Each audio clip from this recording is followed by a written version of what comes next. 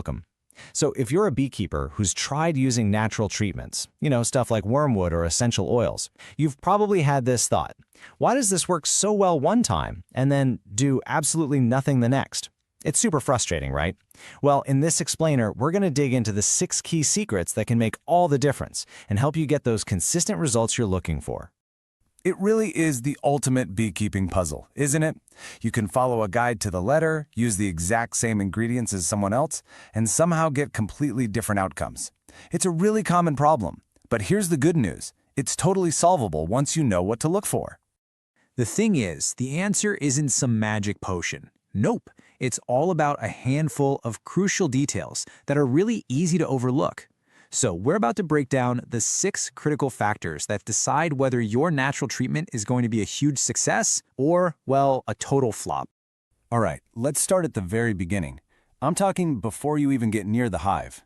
The first 2 keys to getting this right are all about the quality of the stuff you're using and, just as important, how you actually prepare it.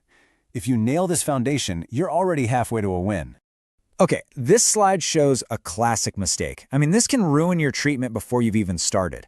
When you're making a wormwood solution, a lot of folks either boil the herb directly or they soak it in cold water. Both of those methods basically destroy its active compounds. The right way, the way that really works, is to heat the water first, take it off the heat, and then pour it over the herb to steep. It's a tiny detail, but it's what unlocks the plant's real power. The second big factor here is the quality of the material itself. It's simple.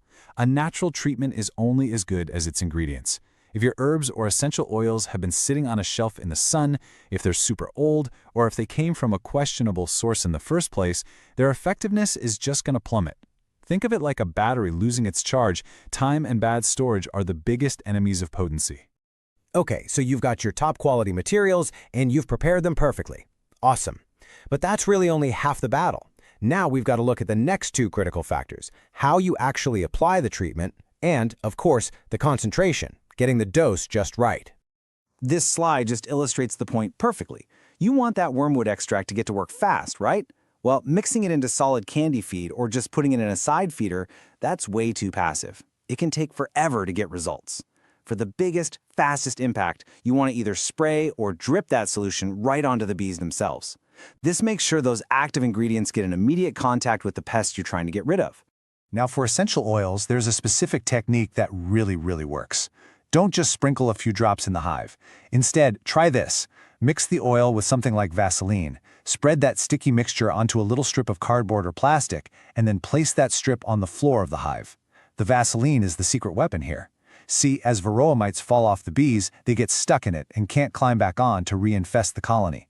It's a simple, but honestly, it's a brilliant little trap. Let's talk concentration. This is the classic Goldilocks problem. It can't be too much, can't be too little, it has to be just right.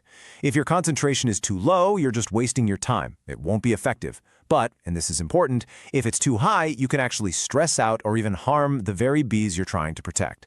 Finding that perfect, balanced dose is absolutely crucial. All right, we've covered the right materials and the right way to apply them. But even with a perfect mixture, you can still fail if you get the timing all wrong. So our final section covers the last 2, and maybe most important pieces of the puzzle: repetition and scheduling. This might be the single biggest mistake people make: treating just once. A single dose might knock the pests back for a bit, but it won't break their life cycle. You have to repeat the treatment at least 3 times. Why?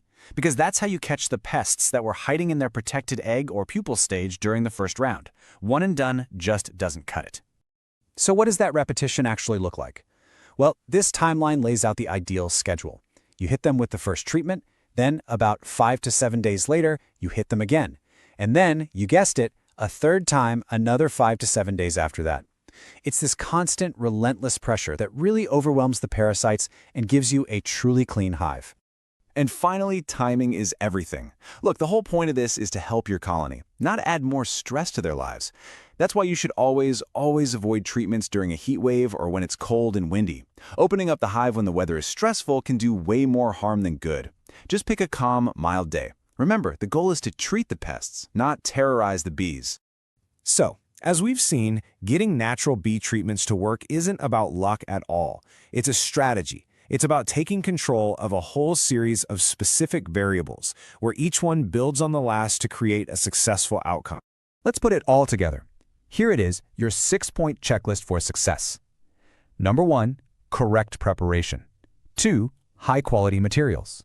3, the proper application method. 4, the right concentration. 5, consistent repetition. And number 6, appropriate timing. If you can master these 6 points, I promise you, you will see a huge improvement in your results. And now it's over to you. Looking at this list, I want you to really think about your own routine. Which one of these details just jumped out at you? Which one makes you think, I could probably improve that right away? Because honestly, making just one of these changes could be the key that finally unlocks the full power of natural treatments for your bees. Thanks so much for joining us.